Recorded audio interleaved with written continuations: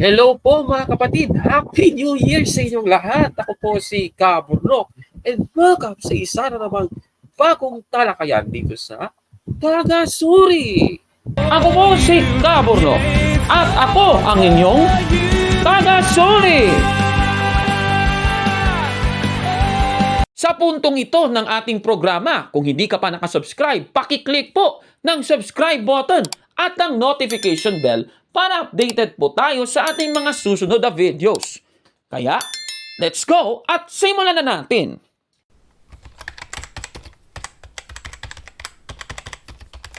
At sa ating episode ngayon ay, siyempre, doon na naman tayo sa ating episode na malapit sa ating puso dahil sasagutin natin itong mga itong sinasabing ito ayun o yan ang ating natalakay ngayon in line po sa ganitong hashtag at para samahan na nga tayo samahan na natin si kapatid na Gabriel de Guzman. Brother Gabriel, magandang araw sa iyo, bro. Hello po, magandang araw po. Pagkabaan ko na dyan sa parating sa atin.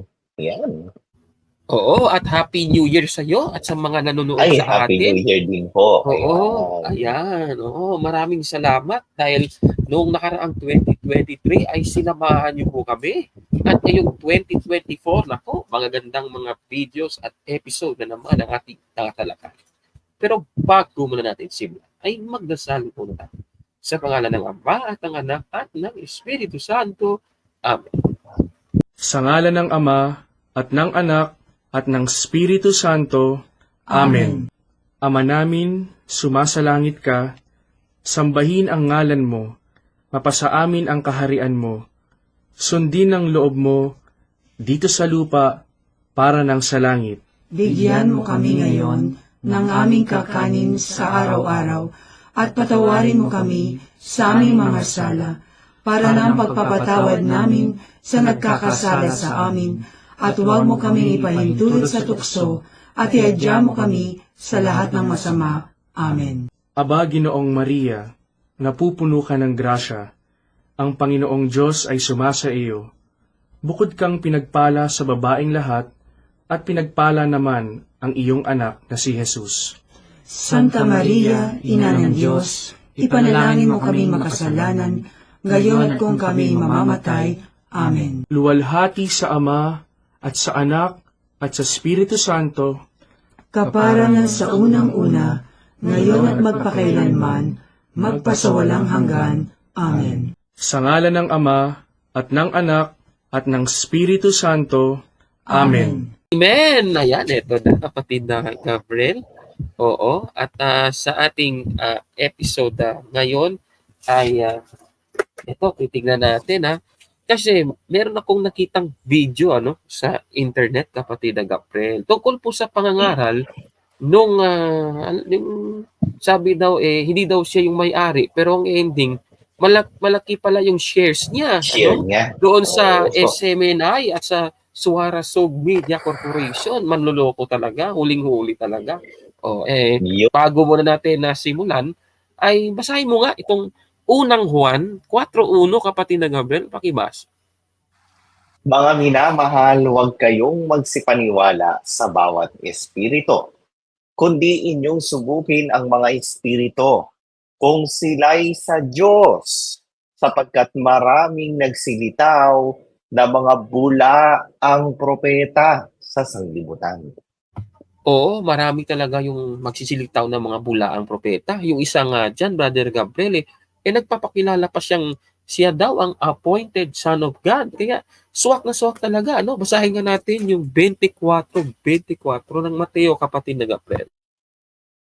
Sapagkat may magsisilitaw ng mga bula ang Kristo at mga bula ang propeta at mga papakita ng mga dakilang tanda at mga kababalaghan, ano pang ililigaw, kung maaari, pati ng mga hirang. Ayan, maliwanag. So marami talaga, at mayroon talagang magsisilitaw na mga bula ang Kristo.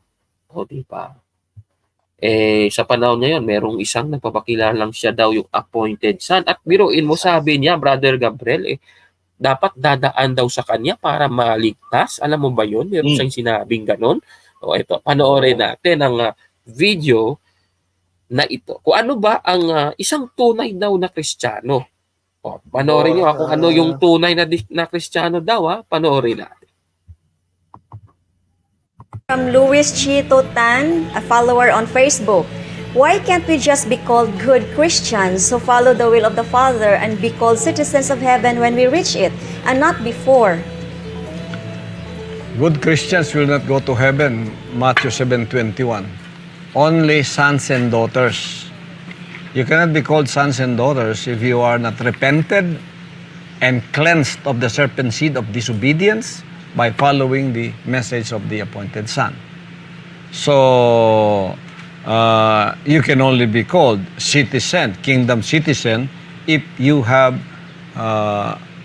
received and accepted the message of the appointed Son. Oh, yan So, dapat na-receive mo daw ang message ng appointed son. Sino ba yung appointed son na tinutukoy niya? Tuloy na. Because I am the point of salvation right now. Aba! Siya daw yung point of salvation right now, Brother Gabriel. O, yan ang pahayag. Grabing Ni claim naman yan. Oo, yan ang pahayag ni Apollo Kibuloy, kapatid na Gabriel. O, di ba?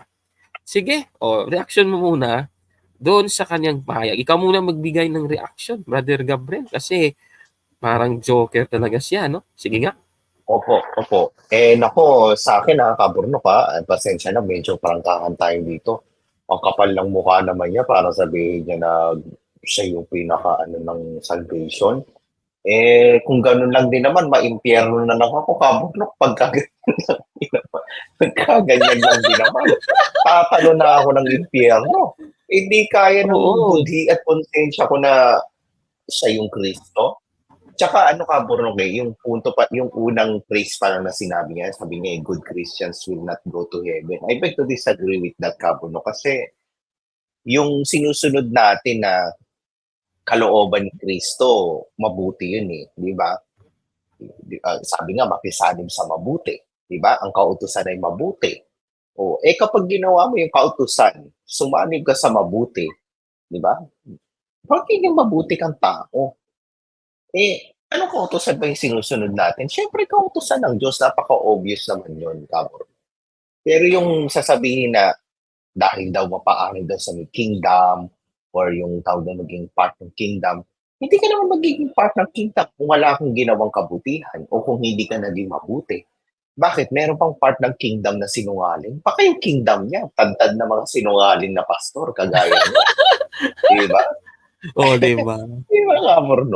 Kaya ako, doon pa lang, sa first phrase pa lang niya, ay, kumbaga, di ba sa bahay, Kabor, pag pangit yung foundation, ako, wala ka nang dapat i-expect sa mga susunod na itatayo pa. Kaya, I beg to disagree. Oo, at yung pangangatwiran niya na yung mga good Christians daw, hindi daw mapupunta sa langit. Ginamitan pa niya ng talata. Brother Gabriel, basahin nga natin yung talata na yun, Tignan natin kung merong unawa ito si Kibuloy sa Bible. O sige nga, 7:21 ng Mateo, kapatid na Gabriel, pakibasa. Hindi ang bawat nagsasabi sa akin, Panginoon, Panginoon, ay papasok sa kaharian ng langit, kundi ang gumaganap ng kalooban ng aking Ama na nasa langit.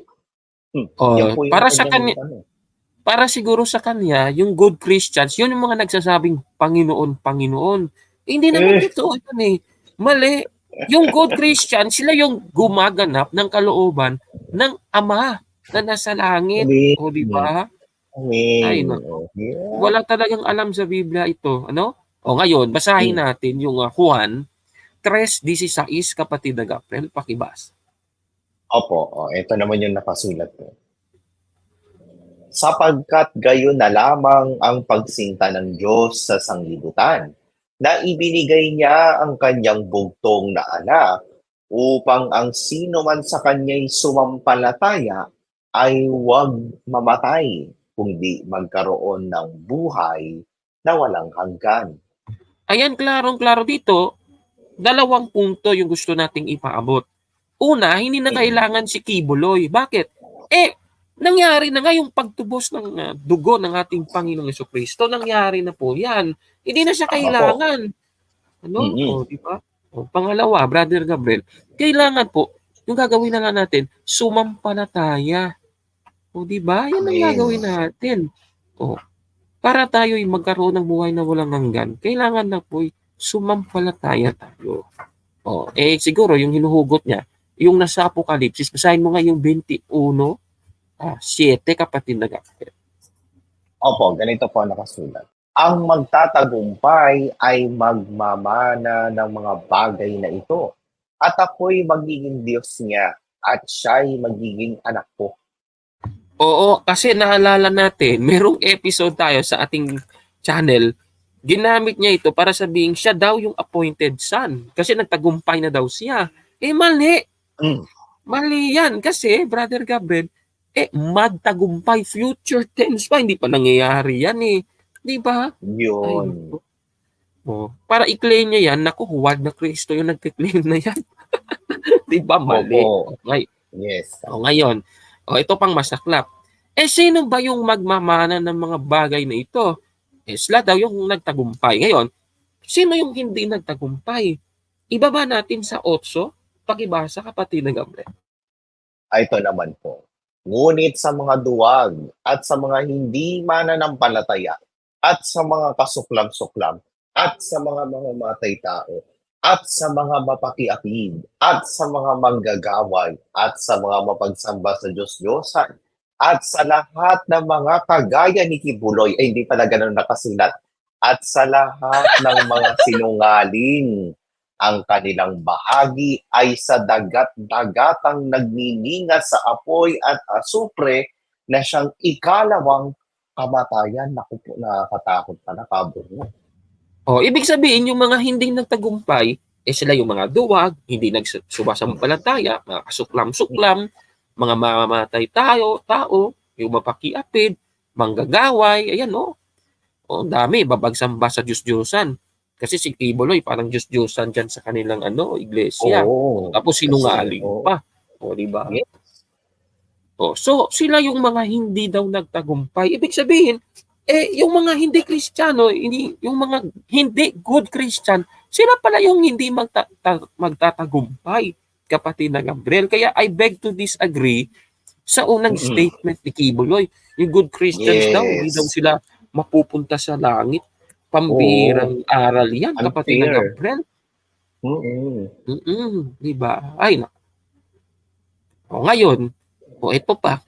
Basahin natin ang Galacia, kapatid ng Gabriel, 5:19 hanggang 21, kapatid ng Gabriel, pakibasa. Opo.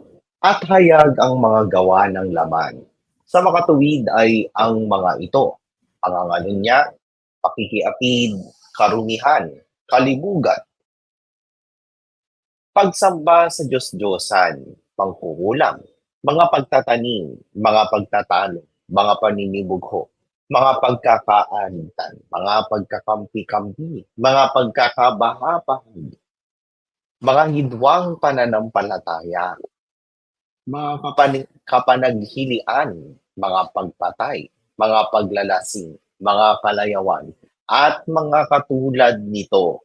Tungkol sa mga bagay na ito ay aking ipinagpapaunang ipaalala sa inyo tulad sa aking pagpapaalala ng una sa inyo na ang mga nagsisipagsanay ng gayong mga bagay ay hindi magsisipagmana ng kaharian ng Diyos. Ayan, klarong-klaro. So, yun pala yung listahan, yung mga hindi nagtagumpay. Yun yung mga nandun, yung mga listahan na mga tao na hindi naman sila good Christian, di ba? Biruin mo, pinapatay yung tao, good Christian ba yun? Diba, ito talagang si Kibuloy, mali yung unawa, mali yung unawa sa Biblia. Isa pang talata, Brother Gabriel. Unang Korinto, 6:9 hanggang 11, pakibasa, kapatid na Gabriel. 6:9 hanggang 11. O hindi ba ganinyo naralaman na ang mga liko ay hindi magsisipagmana ng kaharian ng Diyos? Huwag kayong padaya kahit ang mga mapakiapid ni ang mga mananamba sa Diyos-Diyosan, ni ang mga mangangalunya, ni ang mga nagsasababae, ni ang mga mapakyapid sa kapwa lalaki, ni ang mga magnanakaw, ni ang mga masasakin, ni ang mga manglalasing, ni ang mga mapagtungayaw, ni ang mga manglulupig ay hindi magmamana ng kaharian ng Diyos. At ganyan ang ilan sa inyo. Ngunit nangahugasan na kayo. Ngunit binanal na kayo.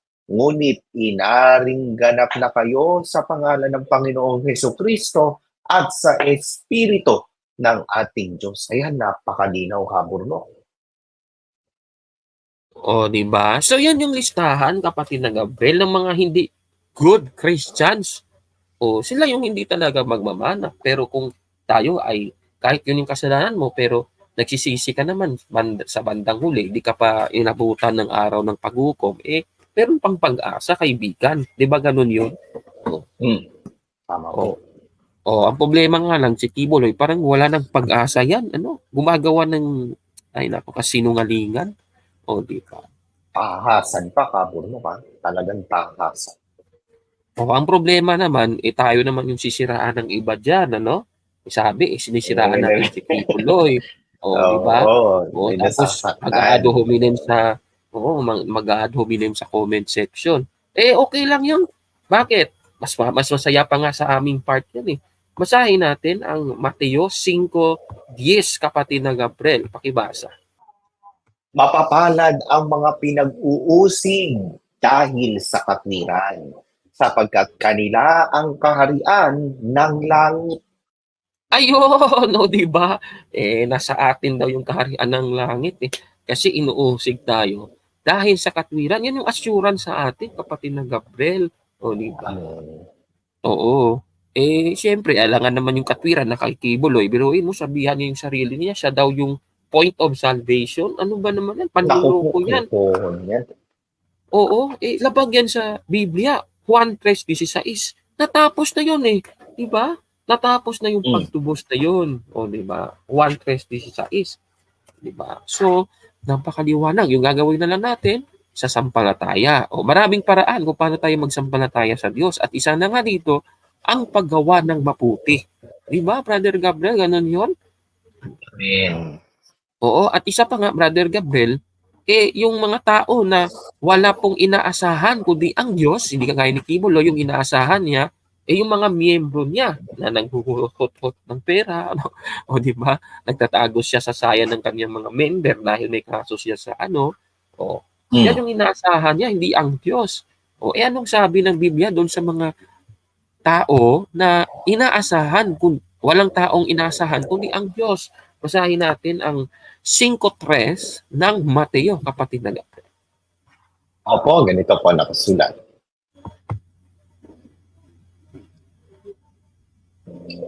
Mapapalad ang mga mapagpakumbabang loob. Yan, sapagkat kanila ang kaharian ng langit. Ayan, ano ba itong mapagpakumbabang loob? Ilipat natin sa isang salin, yung magandang balita Biblia. Pakibasa, kapatid na Gabriel. Mapalad ang mga aba na walang inaasahan kundi ang Diyos, sapagkat makakasama sila sa kanyang kaharian. Di ba? So, klarong-klaro. So, yung mga tao na, yung inaasahan nila, yung gagawin nilang human shield, yung mga members nila, di ba? Yan yung mga, wala talaga yung kaharian sa kanila, kapatid na Gabriel.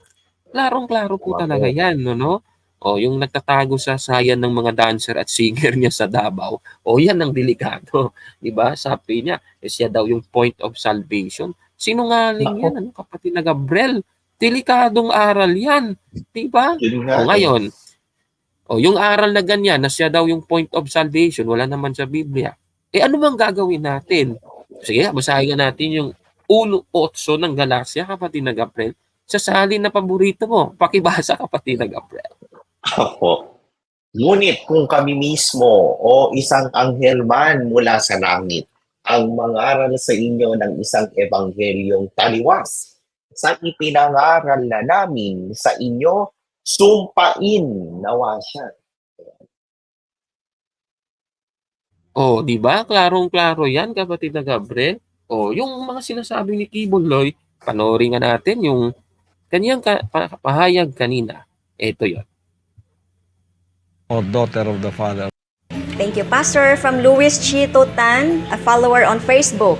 Why can't we just be called good Christians who follow the will of the Father and be called citizens of heaven when we reach it, and not before?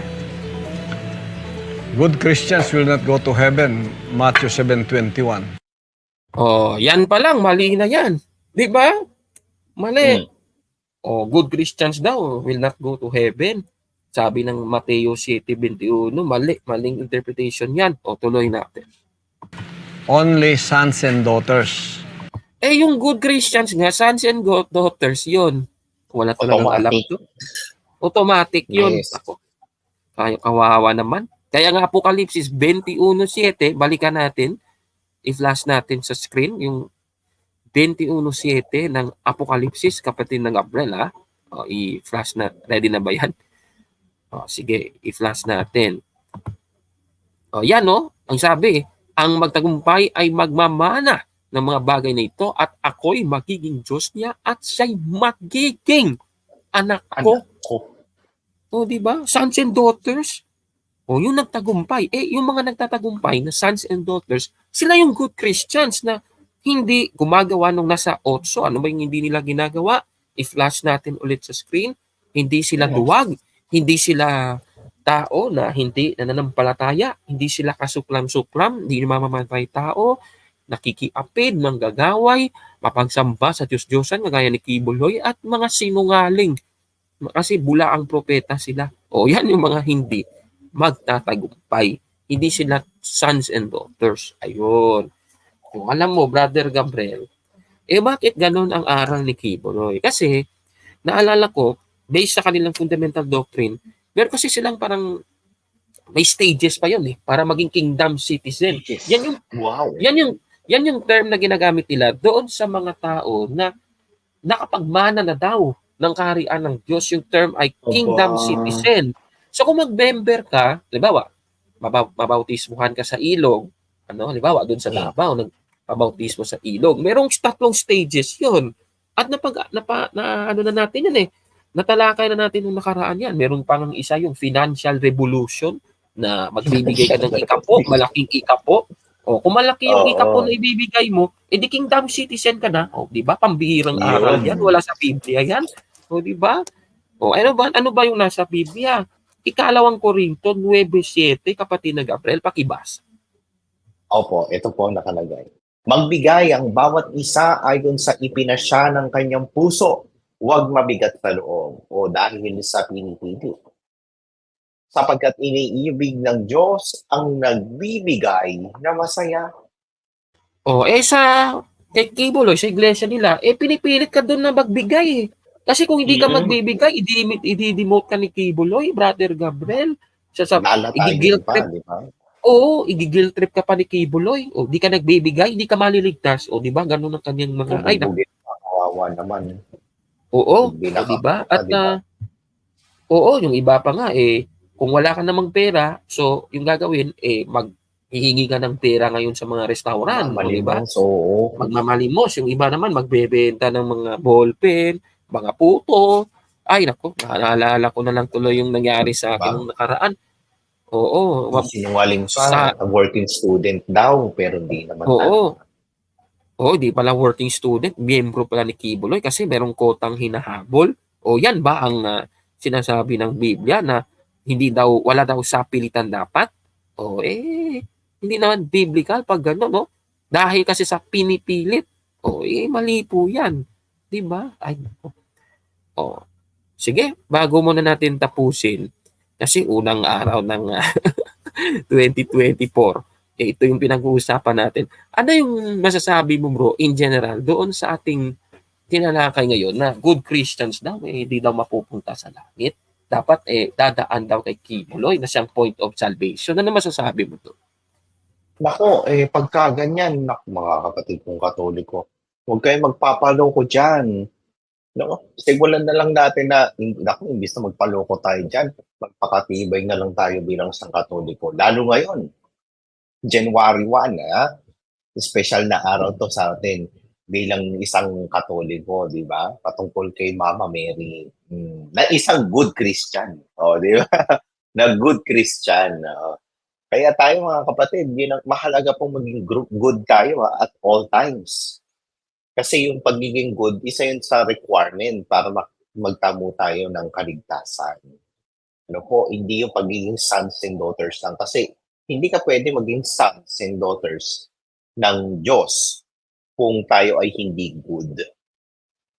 Sila lang po yung mga may weirdo na ganyang aral na hindi naman talaga dapat paniwalaan. Nakakalungkot lang kaborno kasi meron talagang kahit na tahasang nagsisinungaling, tahasang nangloloko, tahasang nagpapaloko naman yung iba, di ba? At ang mas nakakalungkot pag Katoliko yung naloko. Kaya please lang po, mga kapatid, please lang po, magsuri po tayo sa mga official teaching ng ating simbahan para hindi maloko tayo ng mga kagaya niyang si Kibuloy. Yan. Oo, yan mga kapatid At uulitin lang natin ang paanyaya natin sa inyo. Dahil po sa kanyang mga sinasabing yan, kagaya niyan, fake news po yan, kaya ang ating panawagan, ito, ayan, i-comment sa bayan. Kasama yung hashtag na yan, Ay, nako, puro fake news kasi yung sinasabi, kaya gano'n. Sige. Ano po ang masasabi ninyo sa ating episode po ngayon? Paki-comment po sa baba, mga kapatid, at Happy New Year sa iyo, kaibigan. At kung like mo ang video na ito, paki-smash ng like button at mag-subscribe sa ating YouTube channel, Factbusters PH. Kaya, huwag maniwala sa sabi-sabi. I-check mo na kung fact na talaga. Hanggang sa susunod na episode, kasama si kapatid na Gabriel de Guzman. Ako po si Cabo. At kami ang inyong taga-suri. Diba? Happy New Year sa iyo, Brother Gabriel. At sana, tayong dalawa, makang ending yan. Siya, siya yung dadaanan natin. Ayokong harap. Ayoko siyang harap. Tatalo na ako ng impyerno. Hindi ko kailangan dumaan sa kanya. Pagkaganyan, nakita ko pa lang sa tatalo na ako ng impyerno. Ako, kalukuhan yan, Cabo. Diba? Sige na, babay na, Brother Gabriel. Baka ano pang masabi ko dyan. Bahala na kayo dyan. Ayan, bye po.